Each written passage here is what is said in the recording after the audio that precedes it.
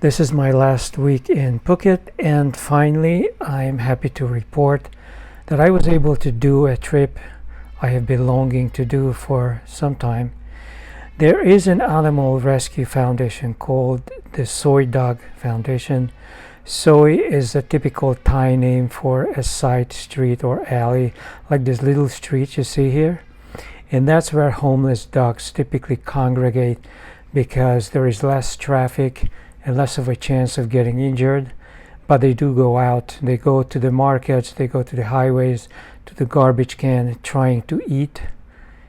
And they are all over the place.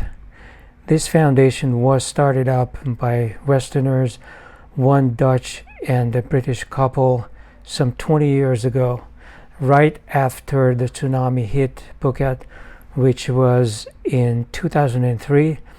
And the tsunami comes from deeper water, so it typically hit these areas from Patong Beach all the way down. These areas were horrendously damaged, but also the picturesque islands of Phi Phi, they was terribly damaged. I think the center of the tsunami was somewhere here, and every 20 years they expect another one, but the one that happened in 2003 was especially severe. In any case, there are two ways of getting up there. There is a way of getting a bus. There is a Phuket Smart Bus. Google claims no options, but in reality you can take a bus there. You can also take a car, and the best car to take is the Bolt. I tried the Lyft app, which I have on my phone. It's hopeless. Phuket is not even shown on the map. Sometimes Uber is helpful, but not always. Sometimes I took it in foreign countries. It was totally off in Paris, so of all places. And so I took this Bolt car, and I will show you the car at the end of this video because I have posted a ton of shorts on this topic, and I realized some of the content that went onto the shorts I do not have in long format. You go down to the highway and then on the beach, but then eventually you go deeper into Phuket. A lot of these areas are ugly industrial areas, all developed. But interestingly enough, the airport is also a kind of an industrial area, but there are lush greens elsewhere. So these areas, these are all green. There are lots of airplanes flying in, so this beach is not that attractive. But these are probably the best places in Phuket. Very green, really nice. This is where I should have booked. Well, it's too late now. I've been here for 2 months and I've had it, especially with the horrible weather we have been having. This drive took approximately a whole hour to get up here. And I had a nice electric car with the GPS, so we did not get lost. Everything went as planned. I would highly recommend Bolt. It costs $20 for a drive up here. If you want, the Bolt also has motorcycles, which is a gasoline scooter with somebody driving it, and you are sitting on the back seat. I have done it twice, and it was so scary I'm not doing it anymore. So I'd rather pay extra and take the car. This is the entrance area to the Soy Dog Foundation. This is where the reception is, and they also have a boutique. You can get drinks. It's very hot, and so that's why I initially was not too keen on trying to volunteer, because I didn't know what the volunteers would do. Apparently they do no physical work. They just walk the dog. They just walk around with the dogs, and anybody can volunteer. So especially if you live nearby, it's not a big problem. If you have a car or a scooter, then you can come up here easily. For me, it was kind of a long distance from Patong. It takes an hour of driving each way, but it's a really nice way to help the foundation. This is the area in front of the reception. Apparently some of the employees stay here overnight, which makes sense. And there's a medical facility on the left. with lots of footwear, so a lot of people must be inside. Some of the animals are coming in with serious injuries that have to be treated right away. So there is a medical facility for that. There's an area for the cats. This car is the soy dog mobile that carries the animals around. They are invariably captured from some side alley or from the beach, and they are brought in, and for the most part they only spend a period of time here. In other words, they are getting neutered and receive medical care if they need it, and some grooming and food, but eventually they are released back to where they were taken from. However, if a dog is permanently injured, handicapped, too old or too young, then he might end up staying here for life, which is really generous of the foundation. There is this walk where I saw people, the volunteers, walking dogs.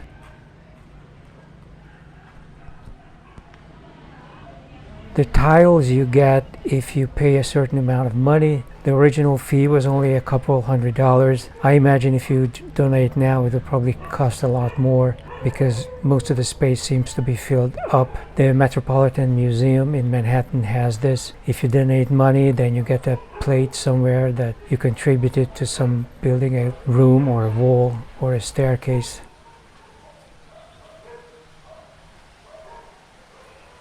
And they have a pond as well, which is a really nice touch. The pond has some oxygenation, which is necessary for any kind of aquatic life, so it has fish in it as well. And there are paths all around it.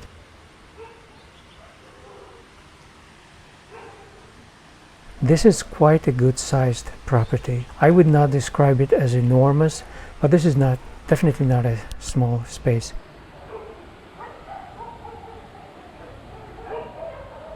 And this is the notorious cage, which is still in use. They pack in more than a dozen dogs in one of these cages and ship them to be slaughtered and eaten. This is still going on, not so much in the Siam, but in surrounding countries, Cambodia, Vietnam, Korea. It's still a problem.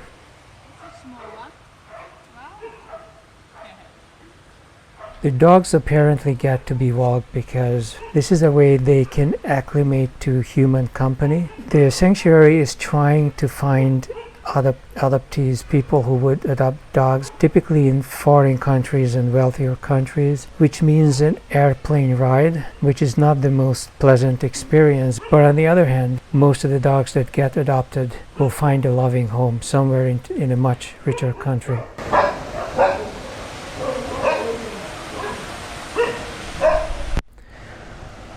This is more of a footage I took of the pond and the surrounding areas. It's a very nice place to spend some hours in if you want to volunteer. Apparently anybody can volunteer, and a lot of people do. Couples also come. Most of these people are here on vacation, or maybe they are partially retired if they are older. If you are from a nearby wealthy country, Australia, New Zealand, Singapore, then Phuket is a top destination for vacations for full or partial retirement. According to the new laws, many of the passports, including my US passport, are getting visa-free stay for 60 days, and you can go to the border and renew it twice a year. So you could easily spend a half a year here every year if you wanted to.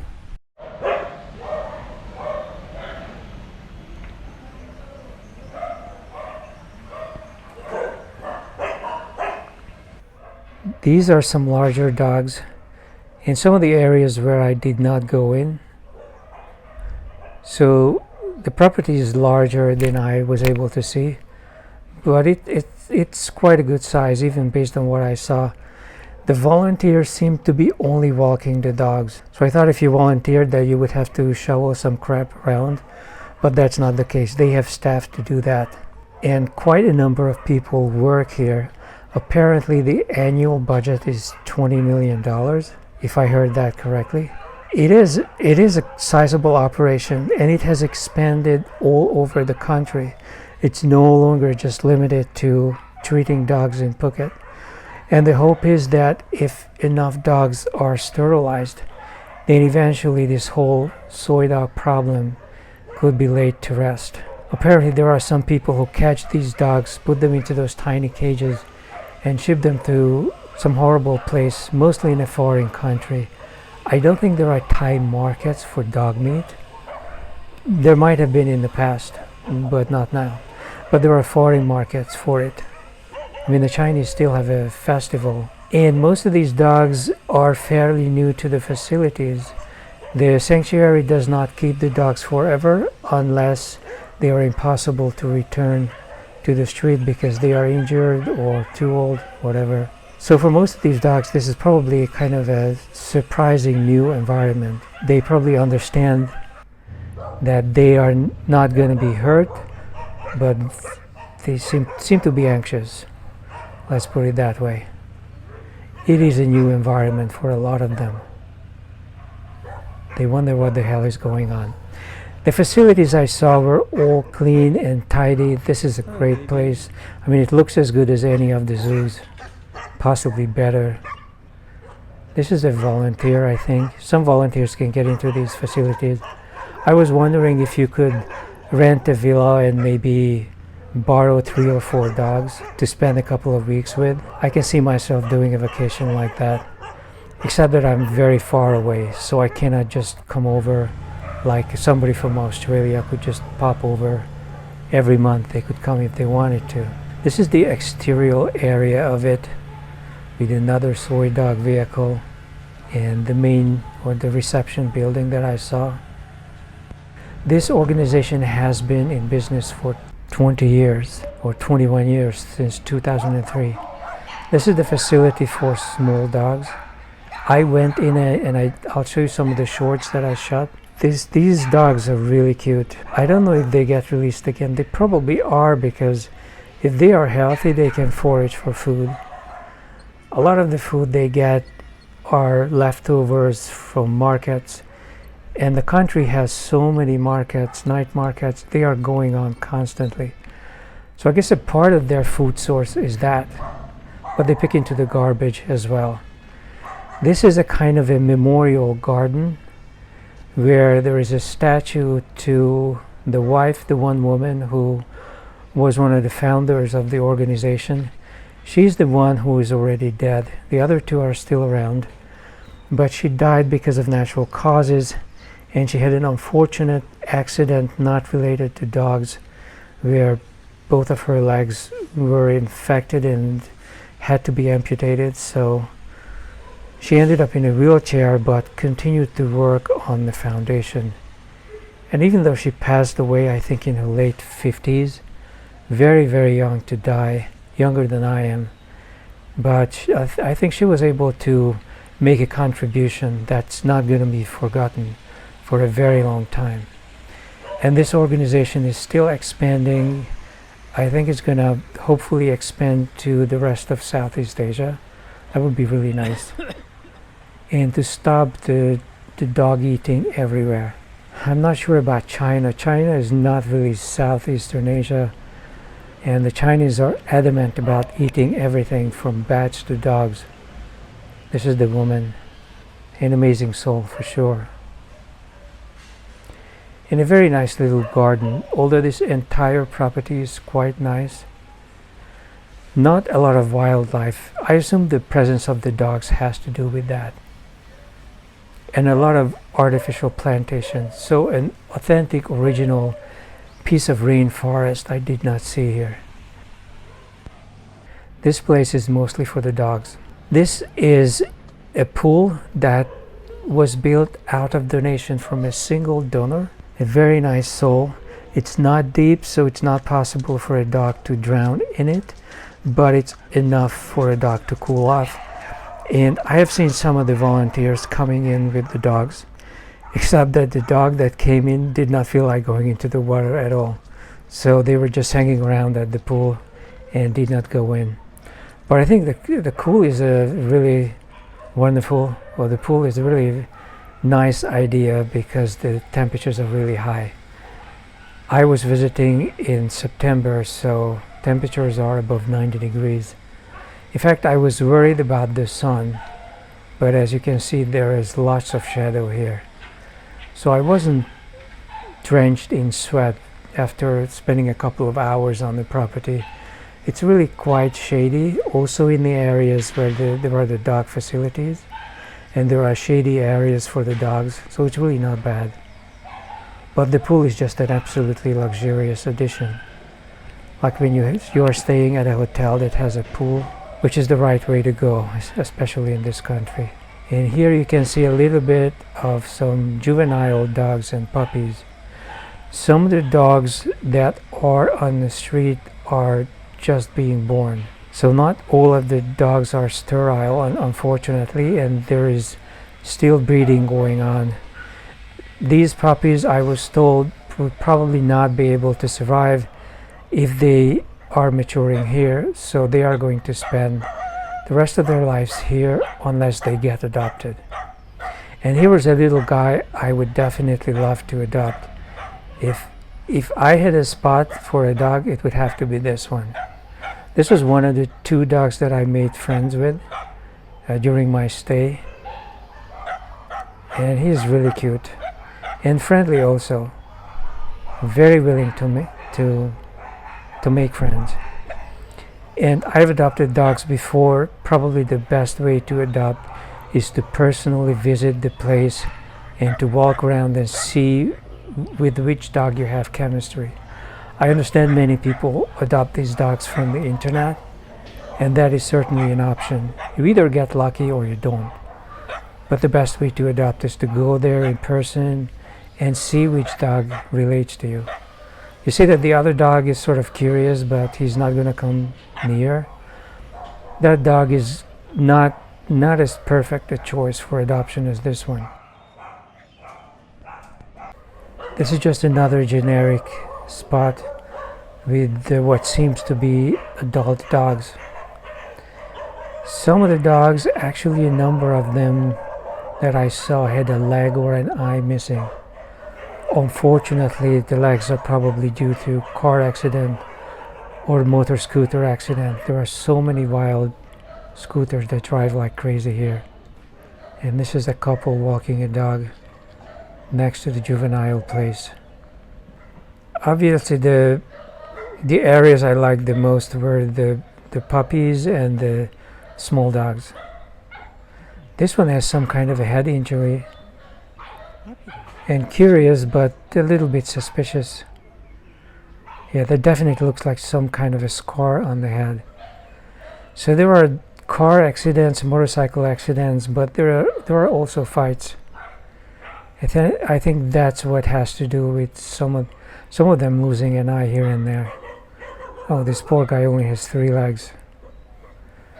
But interestingly, for adoption, I would not discount a dog with 3 legs. One of my recent neighbors had a dog like that. They can be incredibly friendly. So just because they were in an accident does not necessarily mean that they are hostile or neurotic. This is the cat section. Cats are much smaller, much easier. They are far less noisy and much cleaner than dogs. One of them has an eye missing, unfortunately. I did not go inside the cat facility mainly because there was an outside cat who was allowed, for whatever reason, to roam around outside, and I made friends with that cat instead of these guys. And I did not see any cats being walked around. I'm not sure what the deal is with them. What I do understand about cats is that it is far, far easier for them to survive on the street or anywhere. A stray cat can very easily hunt little mice and things like that. They can sneak into backyards and garbage cans much easier than a dog. So the cat is way better equipped to survive on the street than a dog. Not to mention that cats have been found to have incredible coordination skills of being able to find their way home when they are dropped miles away.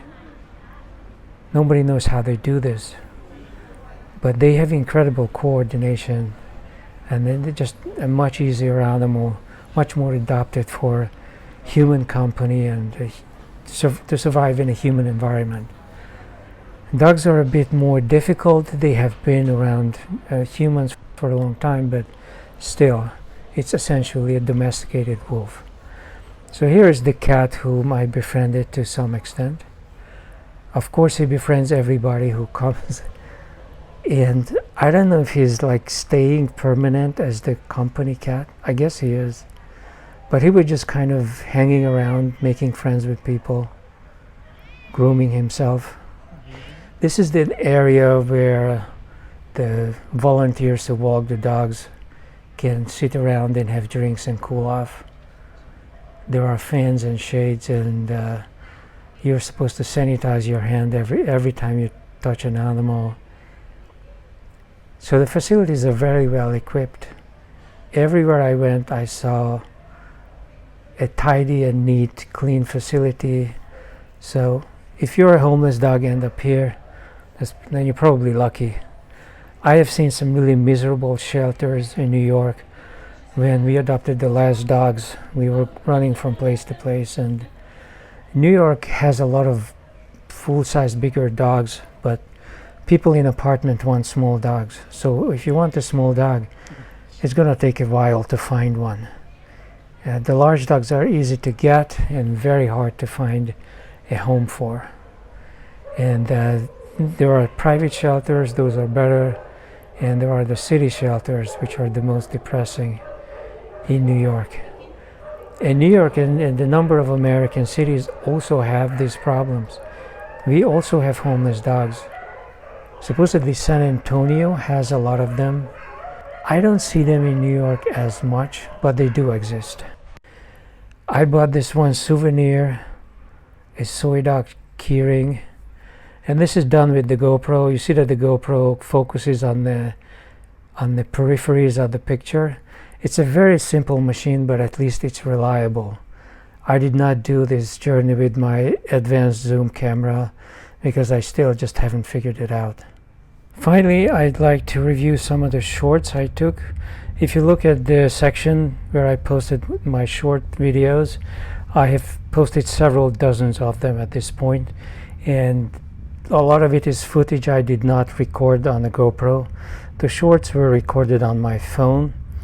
Here you can see that the Bolt car I took, it was very quiet, all electric, not a BYD, it's a more obscure brand, but it was definitely a good ride. On the way back, I took a van, much bigger, gasoline driven. It's called the Toyota Commuter, and it's a really massive van, very comfortable, not as quiet as the electric car, but it's not impossible that I will get a van once I'm back in the US. Who knows? I haven't made up my mind about that. Then there was this guy. I took the van to the airport, and then I took the smart bus from the airport, and this guy on the bicycle passed us, and we were never able to catch up with him. There were also a couple of guys on Bromptons as I was waiting on the bus for us to leave the airport, and apparently maybe they took the plane with the Bromptons. That's not impossible, in which case they only had some small bags. Talk about packing light. And they were packing the Bromptons into the bus, apparently going to one of the beaches. More shots of the property. I took a lot of shots on the short on the phone, checked them out. It is a very nicely maintained property. They are definitely not stealing the money, so I will continue to donate to them. And I'm giving you a link to the website below. You should definitely check them out.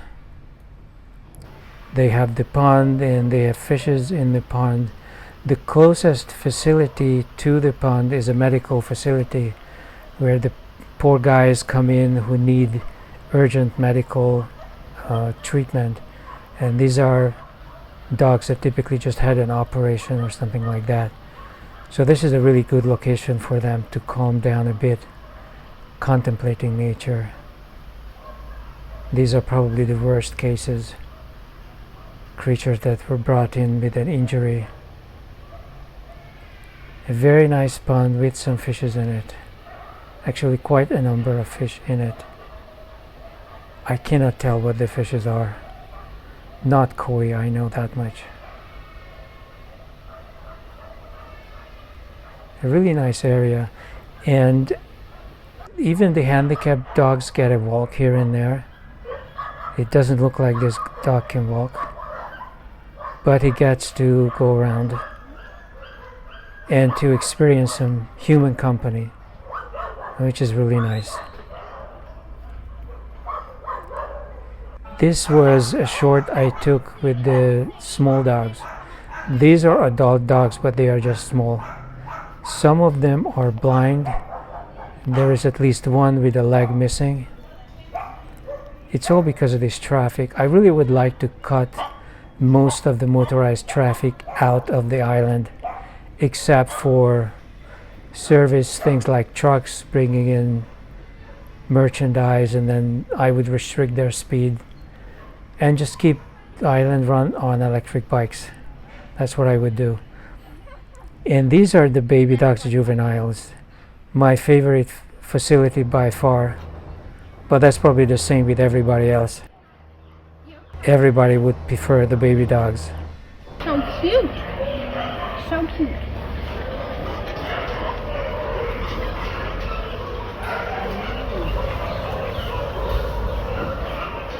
Definitely check out the links below and you can read the full story of the place on the website.